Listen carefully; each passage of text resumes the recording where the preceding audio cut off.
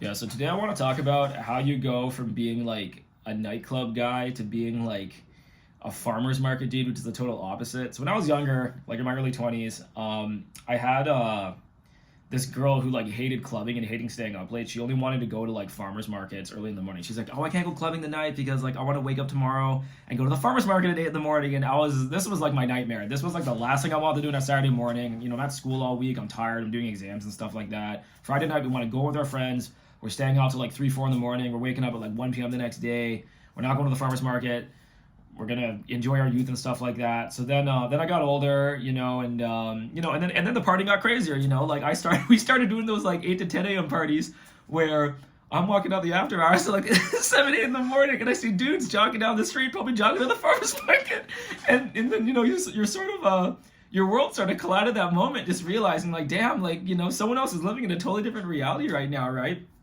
So then I got older, and I went on my nightclub pilgrimage. I went to Ibiza, and I went to like Berlin, and I went to Berghain, I went to all these crazy clubs. I went to the best clubs in the world, right? Like I did all of them. I did like DJ Mag Top 100. I probably did the top 60, right? And then you start getting a bit older, and you start kind of getting tired of it. You start getting, like the novelty sort of wears off, because once you've been to the best nightclubs in the world, it's not going to get any crazier than that. Like that's the end. And in some ways you don't want it to get crazier. Like after you go to Berghain, bro, you don't want to go to a club crazier than that, because anything beyond that, dude, I swear to God, it would just be illegal. Like it's too crazy. There's already crazy shit happening in the club anyways, right? So then after that, the novelty sort of just starts to wear off, and and then you get a bit older, you get kind of tired of staying out late and tired of standing in line. It gets kind of expensive, and you just kind of get sick of it, and then suddenly you're just like, oh man, well, I don't want to go clubbing tonight. So you stay in and you go to bed a bit earlier so you're not messing your sleep schedule up. And then you get up in the morning, and then next thing you know, you're awake at like 7 in the morning because you didn't stay out the night before. You're like, oh, it's nothing to do right now. And maybe you have your girlfriend over or something like that, and maybe she wants to like cook something nice, and maybe the grocery store doesn't have like a great selection of things to buy. So you're just like, maybe we should just like go to the farmer's market. I heard they have like some really nice like free range chickens or something like that, or some really nice like organic meat, or some like cool like, I don't know, heirloom tomatoes, or like because we're gonna cook today, right? So the next thing you know, you're at the farmer's market, and then you're like, oh my God, how did I turn into this?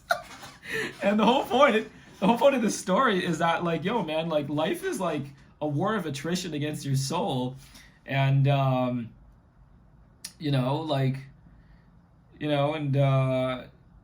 maybe the dopamine you're getting from defeating that nightclub boss becomes transferred into like the dopamine you're getting from like waking up in the morning and going to the farmer's market and not feeling like a hungover DJ the next day. Like eventually you just get sick of that, right? So I spent some time thinking about that, and but that's the reverse. That's how you end up going from being like a nightclub rat into being like a farmer's market dad. Thanks guys, comment, subscribe.